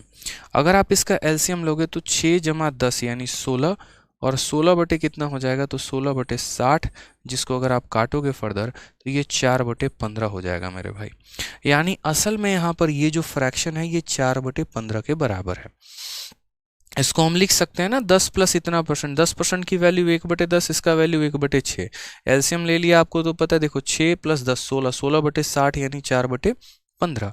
यानी कहने का मतलब क्या है, वही बात, एक्सपेंडिचर का जितना परसेंट का आपका इंक्रीज या डिक्रीज आया यहाँ लिखिए, सेविंग का जितना भी आया यहाँ पर लिखिए, इनकम का जो भी आया उसको यहाँ लिखिए, एक्सपेंडिचर और सेविंग का जो भी रेशियो है वो यहाँ लिखिए।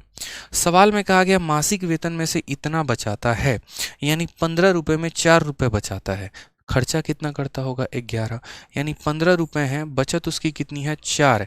तो अगर उसकी बचत मेरे भाई 4 है, तो 15 में 4 बचत है, तो खर्चा कितना है, तो 11 का उसका खर्च है। ठीक है, उसके बाद अब बात करते हैं, खर्च 20% से बढ़ जाता है, ये जो एक्सपेंडिचर है ये कितने से बढ़ जाता है, तो 20% से बढ़ जाता है। ठीक है, उसके बाद अब वह बढ़ जाने के बाद अब वह प्रति माह इतने की बचत कर पाता है, उसका मासिक वेतन कितना होगा। और यहाँ सेविंग और इनकम के बारे में कहीं पर भी कोई भी चर्चा नहीं है, कहीं पर भी कोई भी चर्चा नहीं है कि एक्सपेंसेस आर इंक्रीज्ड बाय 20%। ठीक है, हिज मंथली सैलरी इज। अब मुझे बताओ यहाँ पर मासिक वेतन में से 26 सही 2/3% बचाता है,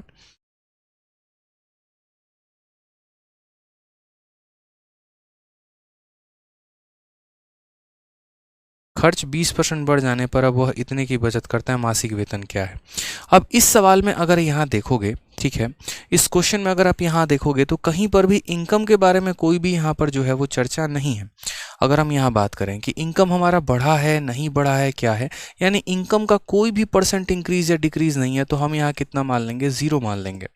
हम यहाँ कितना मान लेंगे, जीरो मान लेंगे। यानी इसके कारण मतलब हमारा जो सेविंग है वो हमारा डिक्रीज हो जाएगा भाई। समझ रहे हो, यहाँ पे रमेश जो है वो सेव करता है इतना परसेंट अपनी सैलरी का, तो सेविंग हमने लिख दिया है। खर्चे को हमने 20% से बढ़ा दिया और अब वह इतना रुपए सेव कर पा रहा है। यानी इनकम के बारे में कहीं पर कोई भी चर्चा नहीं है, कोई भी चर्चा नहीं है। तो हम यहाँ सेविंग को कितना मान लेंगे, हम यहाँ सेविंग को x मान लेंगे, ऐसे समझ लो। सेविंग को हम कितना मान लेंगे, तो सेविंग को हम यहाँ x मान लेंगे कि x% का इंक्रीज है या डिक्रीज है, जो भी है। ठीक है। और यहाँ इनकम का कोई नहीं है ना, तो इनकम को हम जीरो मानते हैं। तो बीच वाली वैल्यू जो होती है वो बराबर होती है, साइड इंटू साइड। 11 इंटू 20 यानी 220 हो जाएगा, प्लस यहाँ पर साइड इंटू साइड यानी 4x हो जाएगा, और डिवाइडेड बाई कितना हो जाएगा, तो 11 जमा 4 हो जाएगा हमारे 15 के। ठीक है। 0 इंटू 15 हमारा बिल्कुल ज़ीरो हो जाएगा। तो हम यहाँ बोलेंगे सर 200, देखो ये हमारा हो जाएगा ज़ीरो, बराबर किसके, 220 प्लस हमारा 4x के। अगर हम यहाँ फर्दर देखेंगे तो ये 220 को आप इधर लेफ्ट में लेके जाओ तो 220 बराबर हो जाएगा हमारा माइनस 220 बराबर 4x के। 4 से काटेंगे तो 55%। यानी हम यहाँ बोलेंगे कि सर x की वैल्यू कितनी आई है, -55%। यानी हमारा सैलरी जो है, सेविंग जो है वो हमारा कम हो गया है। और कितने से हो गया है, तो 55% से हमारी सेविंग कम हो गई है। ठीक है, 55% से हमारी सेविंग कम हो गई है। अब इस क्वेश्चन को सॉल्व करना है तो कैसे करोगे, वो देखो। सेविंग आपकी कितनी परसेंट से कम हुई है, 55% से। और आज के समय ही इज एबल टू सेव इतना पर मंथ, और आज के समय वो इतना ही सेव कर पाता है। तो अगर हम बात करेंगे तो हम बोलेंगे सर 4080 जो है वो उस व्यक्ति का आज का सेविंग है। ठीक है। उसकी सेविंग कम कितने से हो गई, 55% से। यानी ये कितने की वैल्यू है, तो ये मात्र 45% की वैल्यू है। उसका ओरिजिनल सेविंग कितना होगा, तो इनटू 100 कर दोगे तो ये उसका ओरिजिनल सेविंग आ जाएगा। किसी व्यक्ति का सेविंग 55% से आपने कम कर दिया है, यानी आज उसकी सेविंग 45% है। यानी जो दिया गया है वो 45 का मान है, मुझे तो पूरा का पूरा सेविंग चाहिए, यानी मुझे इसको 100 से मल्टीप्लाई करना पड़ेगा। 100 से मल्टीप्लाई करने के बाद मेरी पूरी सेविंग आ गई है। अब क्वेश्चन में कहा गया कि वो सेव करता कितना था, तो 15 रुपए में 4 रुपए, यानी 4 रुपए उसकी सेविंग थी। यानी ये जो है ये हमारा कितने का मान है, 4 का मान है। अगर मुझे अपना इनकम निकालना है तो मुझे कितने से गुना करना पड़ेगा, 15 से गुना करना पड़ेगा, इनटू हमने 15 कर दिया। ये हमारा आंसर आ जाएगा। सॉल्व करिए एक बार, यहाँ पर देखिए आपका आंसर कितना आ रहा है। क्वेश्चन को सॉल्व करिए। आप बोलेंगे सर देखो 4 से हमारा ये चला गया 25 बार में, 15 से अगर हम काटेंगे तो हमारा 3 बार में जाएगा, 3 से अगर हम काटेंगे तो 3 से एक बार में 3 हो गया, 3 से 3 बार में 9, 6 बार में यानी 3680। मल्टीप्लाई करते हैं सर एक बार, 0 से 0 खत्म। 25 का 6 गुना 150 का 0, 15 पास में अपने। 25 दें कि 75, 75 15 90 का 0, 9 हाथ में। 25 से कम 25 और 9 हमारा कितना हो गया, 34 हो गया। कौन सा ऑप्शन है, option number B for Baahubali है। तो बहुत ही भौकाल क्वेश्चन था ये, बढ़िया क्वेश्चन था, और एलिगेशन के माध्यम से हमने इसे सॉल्व किया। और एक चीज़ आपको इसमें देखने को एक और मिला कि इनकम का कहीं पर भी कोई भी जिक्र नहीं था, तो नहीं था तो हमने इसको लिख दिया वैसे ही जैसे लिखना था। ठीक है। बाकी अगर आप इसे दूसरे मेथड से भी करना चाहेंगे तो आप दूसरे मेथड से भी कर सकते हैं, वो भी हमारे पास एक मेथड है। ठीक है, जो आप बोलेंगे तो मैं बता दूंगा। ठीक है, वो भी हम आपको एक बता देते हैं कि जैसे हमने यहाँ पर जो है इन दोनों का रेशियो लिख दिया। इनकम में जितने का इंक्रीज डिक्रीज था वो मैंने यहाँ लिख दिया, एक्सपेंडिचर का जितना था वो लिख दिया, सेविंग जो था वो लिख दिया। हमारा सेविंग 55% से कम हो गया। यानी आज जो दिया गया वो 45 का मान है, 100 से गुना कर दिया, पूरा सेविंग आ गया। सेविंग अगर 4 यूनिट का मान है तो 15 से गुना करने पर पूरा इनकम आ चुका है। ठीक है। इस सवाल को अगर आप शॉर्ट में करना चाहोगे तो शॉर्ट में भी कर सकते हो। कैसे कर सकते हो वो देखो, नॉर्मल मेथड से भी अगर आप चाहो तो, और पर्टिकुलरली इसी क्वेश्चन के लिए मैं आपको बता रहा हूँ। ठीक है, क्या हो सकता है, आप सवाल में देखो ज़रा। उस व्यक्ति का ये जो परसेंट है इसको आपने तोड़ा था तो 4/15 आया था ना। बस आप कुछ मत करो, आप ऐसे लिख लो कि ये आपका इनकम है, ये आपका एक्सपेंडिचर है, ये आपका सेविंग है। अगर आप यहाँ पर देखोगे तो इनकम आपका 15 रुपये है तो सेविंग आपका 4 रुपये है। तो इनकम को आप 15 मानोगे तो सेविंग आपका 4 रुपये आ जाएगा। कभी भी ऐसा मत करना यार कि ये 15 और 4 पर कहानी सीमित रखना, नहीं, ये गलत बात है। आप इसको यहाँ 150 बना लो और इसको आप 40 बना लो। तो 150 में से 40 चला गया तो एक्सपेंडिचर कितना आ गया, 110%। ठीक है। सवाल में कहा गया कि एक्सपेंस को हमने 20% से बढ़ा दिया, यानी इसमें हमने 20% बढ़ा दिया, यानी इसमें 20%, इसका 20% कितना होता है, इसका 20% 22 होता है, यानी इसमें हमने यहाँ 22 रुपये बढ़ा दिए। तो अगर हमने यहाँ पर 22 रुपये इसमें बढ़ा दिया है दोस्त यहाँ, ठीक है, तो मुझे इसमें 22 रुपये कम करना पड़ेगा। आप समझो मेरा इनकम तो उतना ही रहने वाला है ना, मेरा इनकम बदलेगा नहीं, बदलेगा, ठीक है। तो मैंने इसमें कितना बढ़ा दिया, तो मैंने इसमें 20% बढ़ा दिया है भाई, यानी 110 का 20% यानी मैंने 22 बढ़ा दिया है। अब अगर मैंने 22 कम कर दिया है, इसमें बढ़ा दिया है, तो मुझे इसमें 22 कम करना पड़ेगा। यहाँ पर मुझे इसमें क्या करना पड़ेगा, 22 कम करना पड़ेगा, क्योंकि मेरा इनकम जो है वो सेम है। तो यानी पहले मैं 40 रुपये की सेविंग थी, अब मैंने 22 कम कर दिया है, यानी अब मेरी सेविंग कितनी आ रही है, तो 28 रुपये की सेविंग आ रही है। क्वेश्चन में हमारा आज का सेविंग दिया गया है 4080, यानी ये जो 4080 है ये आज हम जितना सेव कर रहे हैं, यानी हमारा 28 का मान दिया गया है। और हमसे बोला गया है मंथली सैलरी कितना है, तो मंथली सैलरी का मतलब यहाँ 150 का मान कितना है, ये हमसे पूछा है। लो आपके सामने एक और हमने शॉर्ट अप्रोच यहाँ पर बना दिया कि आप ऐसे भी कर सकते हो, इससे भी आप सॉल्व कर सकते हो। अगर आप काटोगे यहाँ पर तो सीधा का सीधा 28 से आप काट सकते हो। देखो 7 से काटो, देखो आप यहाँ पर 7 से काटो, 7 बचे 35, 58 नहीं कटेगा ना, एक सेकंड, 28 नहीं होगा, माफ़ करना, यहाँ 18 होगा, ठीक है, कि 40 में से 22 घटाओगे तो 18 आएगा। यानी ये जो वैल्यू दिया गया ना आपको यार, ये वैल्यू हमारा 18 का मान है और हमसे 150 का मान पूछा गया। 18 से काटो तो बोलोगे सर 18 का 2 गुना 36, ठीक है, और 48 हो जाएगा, नहीं सीधा 9 से काटो, 9 का 8 4 12 नहीं कटेगा, एक सेकंड रुक जाओ, 6 दूनी 12, 6 से काटो आपका 25 बार में कट जाएगा, 25 छक 150, 6 से काटो 3 बार में, और 3 से वही बात है कि आपका 1 3 और 36, यानी टोटल मल्टीप्लाई करोगे तो जाकर आपका 34,000 लगभग आंसर आ जाएगा। तो इस तरीके से भी आप इसका आंसर दे सकते थे। बहुत आसान क्वेश्चन है, कोई दिक्कत की बात नहीं है। ये भी एक तरीका हो सकता था कि हमने यहाँ फ्रैक्शन वैल्यू पता किया, उस फ्रैक्शन वैल्यू के आधार पर इनकम को लिख दिया, एक्सपेंडिचर लिख दिया, सेविंग लिख दिया। इसमें 20% बढ़ाने की बात है, यानी 22 इंक्रीज करने की बात है। तो भाई इनकम बढ़ाएंगे तो सेविंग कम करना पड़ेगा ना।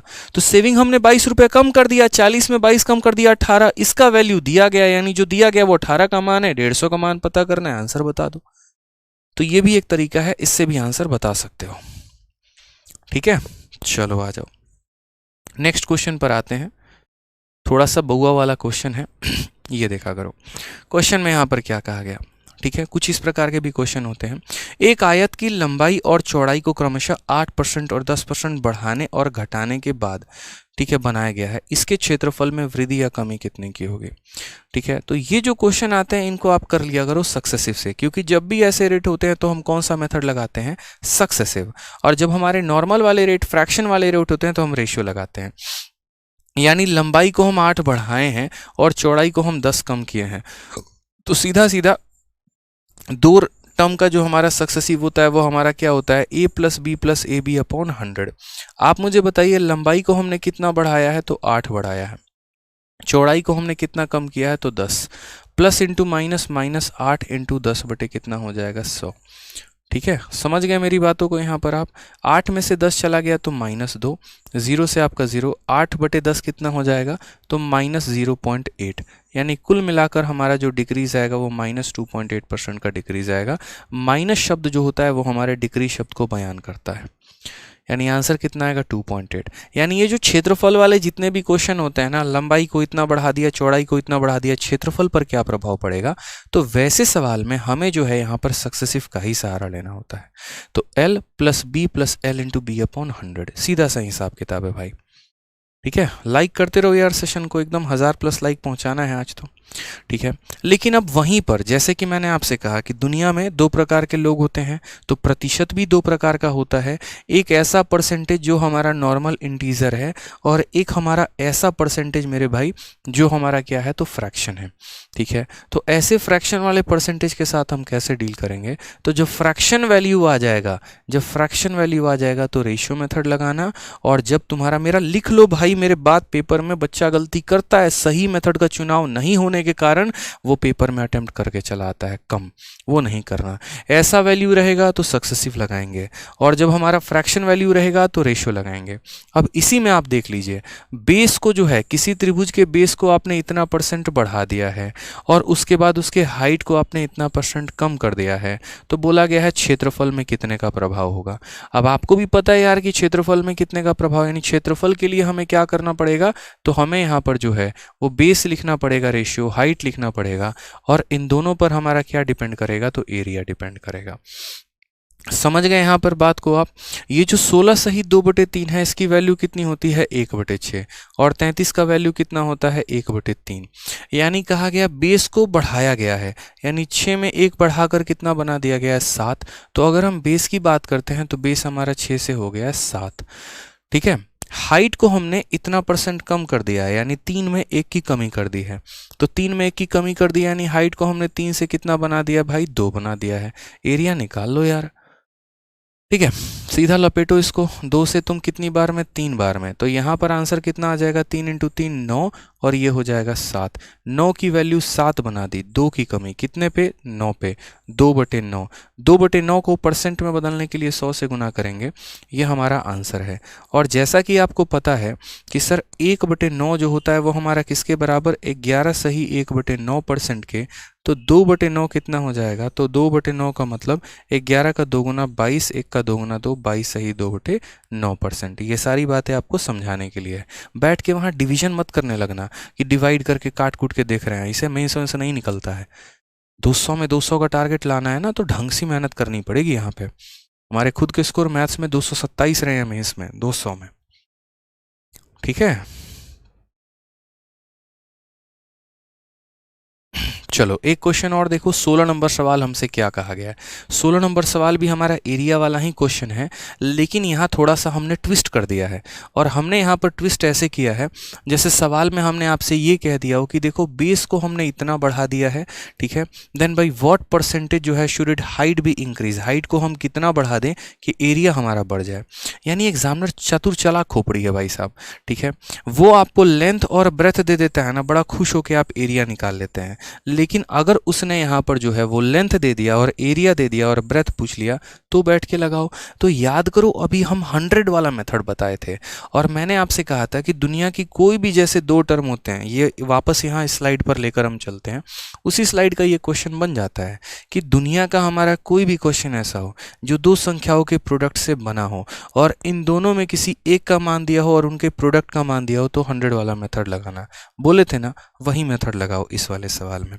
अरे आप लोग सवाल को शॉर्ट में उड़ा दोगे, मुझे पता है, ठीक है। तो यहाँ देखो, सवाल में आपने बेस को बढ़ाया 40% से, तो आप यहाँ बोलोगे सर 100 वाले मेथड में यहाँ पर 100 लिखा जाता है, ठीक है। यहाँ पर हम क्या लिखते हैं, बेस हो गया या फिर हाइट हो गया, और यहाँ पर क्या लिखते हैं, तो एरिया हो गया। सवाल में अगर हम यहाँ देखें तो हमसे कहा गया है कि आधार में 40 की वृद्धि 100 में 40 की वृद्धि कितना बना देता है, 140, ठीक है। और क्षेत्रफल में 60 की वृद्धि, तो क्षेत्रफल हमारा 100 में हमारा बढ़ जाएगा 20, यानी 60 हो जाएगा। 20 से काटेंगे तो 7 बार में, 20 से काटेंगे तो 8 बार में। 7 का मान को 8 बना दिया गया है। कितने का इंक्रीज, 1 का, कितने पे, 7 पे। 1/7 × 100% आपका आंसर है, और 1/7 पूरी दुनिया को पता है 14.29% होता है।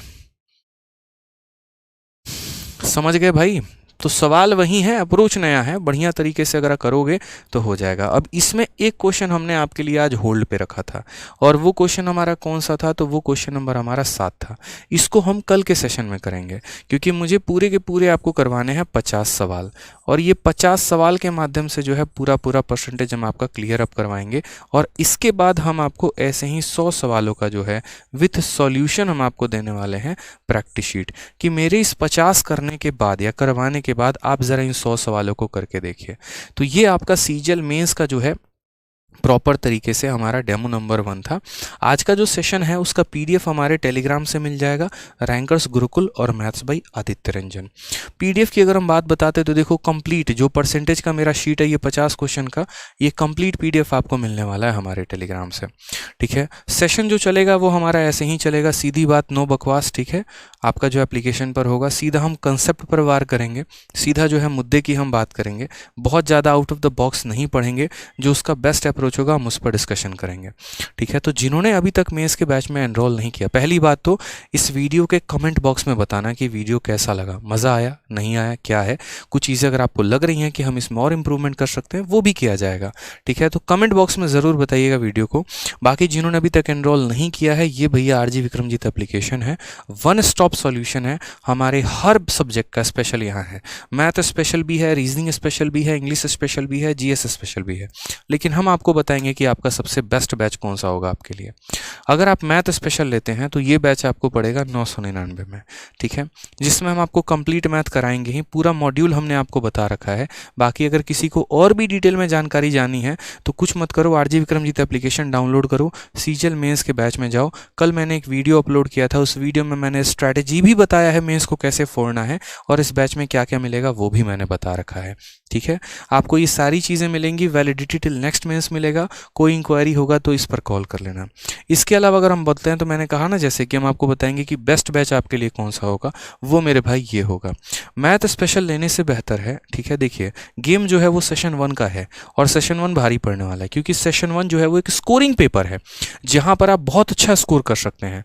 अगर आप बात करिए तो अगर आप 30 सवाल मैथ के, 30 सवाल रीजनिंग के लिमिटेड टाइम में बना लेने हैं तो आप गेम वहीं पर करके बैठ जाएंगे बॉस, क्योंकि यहाँ पूरे नंबर लाने की संभावना होती है। लेकिन इंग्लिश और जीएस में यहाँ पर ऐसा होता है कि अगर पढ़कर आप बहुत अच्छा भी गए हैं, आपको लगता है सही है, आंसर के आने के बाद मुंह लटक जाता है। लेकिन मैथ और रीजनिंग के खेल ऐसे नहीं होते, आता है तो सवाल बनते हैं, मज़ा आता है, नंबर स्कोर अच्छा होता है, सिलेक्शन होता है। तो वही बात है, सबसे बेस्ट जो रहेगा ना वो आपके लिए हमारे एप्लीकेशन पर ये कॉम्बो रहेगा, रीजनिंग प्लस मैथ्स, जो आपको 1400 में मिलेगा। ठीक है, तो आप आराम से जो है आरजी विक्रमजीत एप्लीकेशन से इस कॉम्बो को ले सकते हैं। तो अगर आपको मेरा सिर्फ मैथ स्पेशल बैच लेना है तो 1000 में मिल जाएगा। अगर आपको रीजनिंग और मैथ्स का कॉम्बो लेना है तो 1400 में मिल जाएगा। और अगर आपको सारे सब्जेक्ट का कॉम्बो लेना है, math plus reasoning plus GS plus English, तो ये आपके लिए और ज़बरदस्त ऑफर है। ये आपको मिलेगा 2500 रुपये में, चारों सब्जेक्ट का कॉम्बो, यानी 4000 का जो आपका कोर्स है वो आपको 2500 में मिल जाएगा आरजी विक्रमजीत एप्लीकेशन से। सभी क्लासेस आपने देखी हैं। ठीक है, प्रशांत सर की भी क्लासेस अभी स्टार्ट होने वाली है, आप उनकी भी क्लास देखेंगे। तो बहुत दिल से भाई इस बार मैं काम कर रहा हूँ मेंस पे, मतलब भूखे प्यास से दिन रात मैंने मेहनत यहाँ करनी शुरू कर दी है।